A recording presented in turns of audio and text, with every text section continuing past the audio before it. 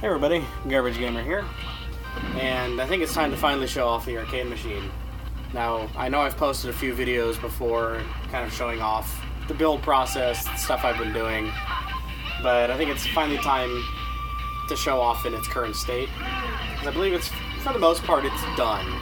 I'm just kind of doing things to it now. You know, mostly just seeing what works, what doesn't work.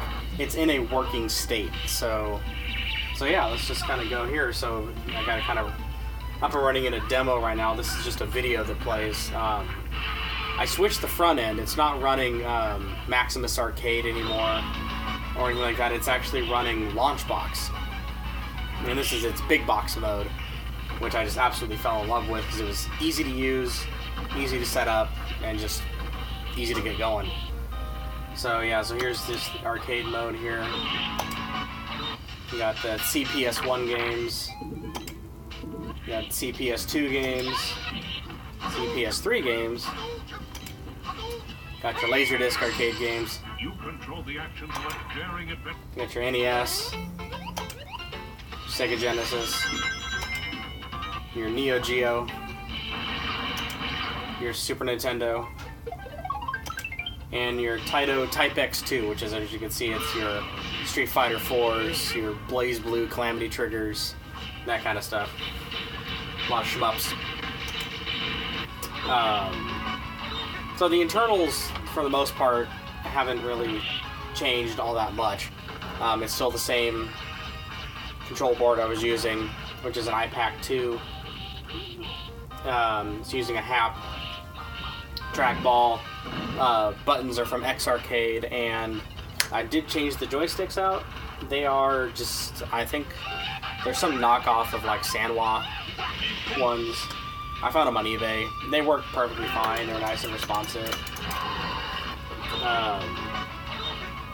Yeah, it's just running a standard Windows 10 computer, actually. So let me just kind of go over here.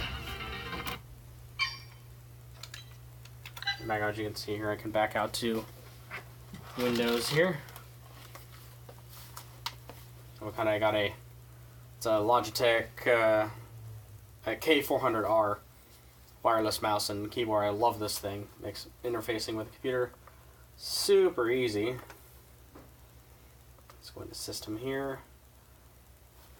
Right now it's running Windows 10. It's a Intel Core 2 Quad Q8400 at 2.6 gigahertz. It has 8 gigs of RAM, and I know I just replaced the graphics card. Doing device manager here. It's a Radeon card. Yeah, it's an R7 200 series. I think it's an R7 240. I want to say it's a 240. It's been a little bit since I put it in. I can't remember exactly what card it is. Yeah, I do believe it's an R7 240.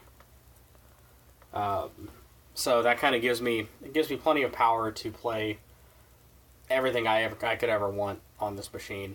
I mean, I don't really play many new things.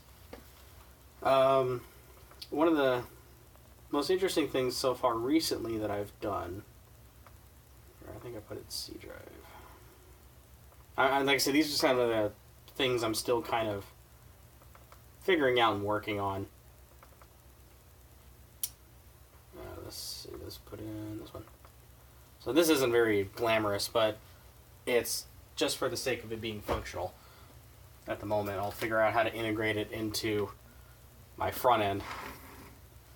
But here we have Guitar Hero 3. I got the inspiration. Here's the wireless guitar. Push it, it connects. I have the adapter. This is actually a PlayStation 3 Guitar Hero guitar.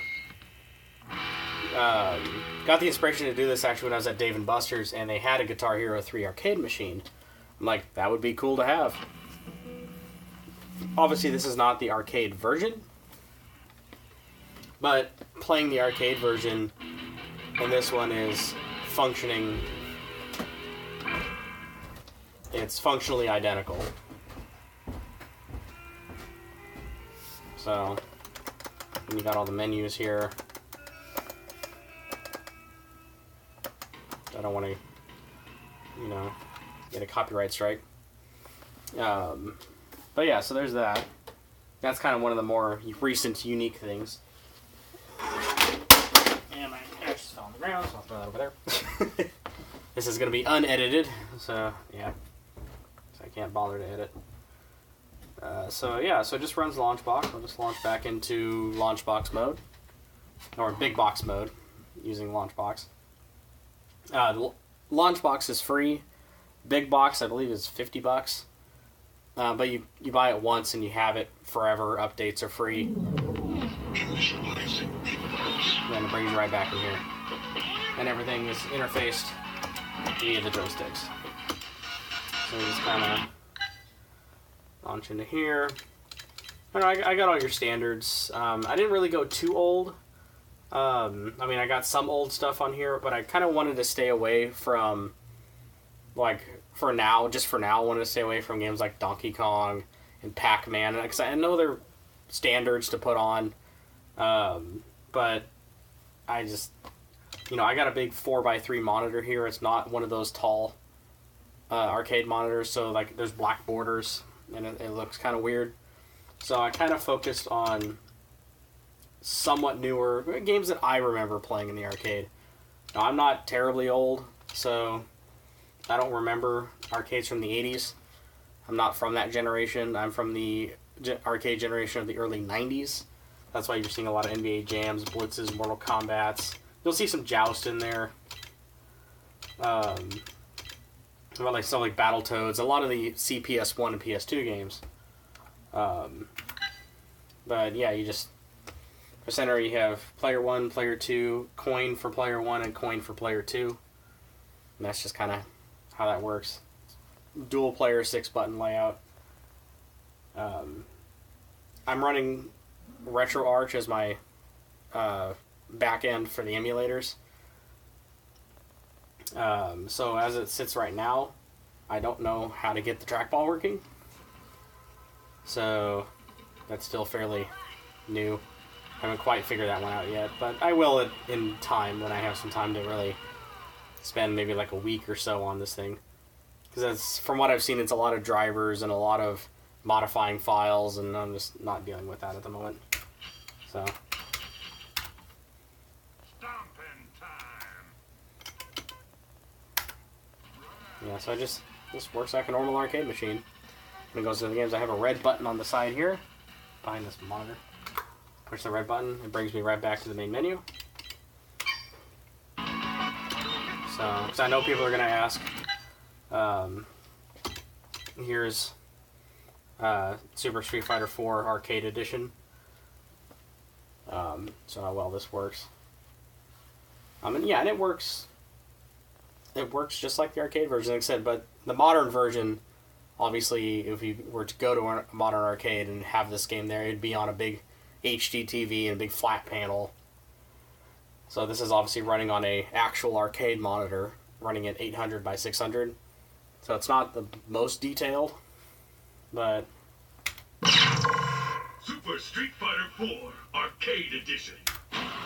But it works just fine. And the graphics are clear. Actually, it's really nice looking. So We've got 2 Supreme Fighters lined up. This is going to be one hell of a show. one hell of a show. The answer lies in the heart of battle. So this is kind of, pretty much, this was my benchmark game. This is what I built the computer to run, and I knew if it could run this, it could run everything else that I throw at it. So, there it is. Everything's responsive. I'm just not very good at these, so don't judge my gameplay here.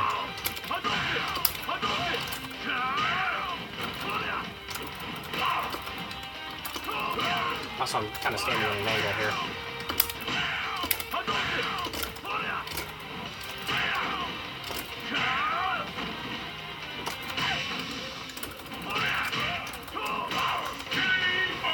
So there you go. Reach over there and turn it off. Like I said, I got Battle Fantasia, Blaze Blue, Calamity Trigger, and Raiden 3. Those are the only games I got for that. So yeah, so that's pretty much the arcade machine in a whole. It's still a Golden Tee Golf complete machine from like 2006, 2006, somewhere around there. I think that's when I pulled the circuitry out. It had a copyright date on the circuit board of like 04 or 05. The hard drive in it had been updated, but the copyright on the marquee is 2005, so I'm going to guess it's a 2005, 2006 machine. So yeah, so the panel here, last but not least, obviously Golden Tee only had like 3 or 4 buttons and the trackball. So what I did was I took a piece of plywood and I cut it out to the shape of the panel board here so I can drill new holes. And I kind of left the trackball where it was and kind of designed the play field around the trackball. So yeah, so that's kind of just what I did. I didn't go too much detail into how I built it because I honestly couldn't tell you. It was so fragmented. This all didn't happen in a weekend or a month or so. It happened slowly over the course of over a year. Just as I found time to work on it and do things. So yeah, so that's about it. I'd like to thank you all for watching, and I will see you all in the next video.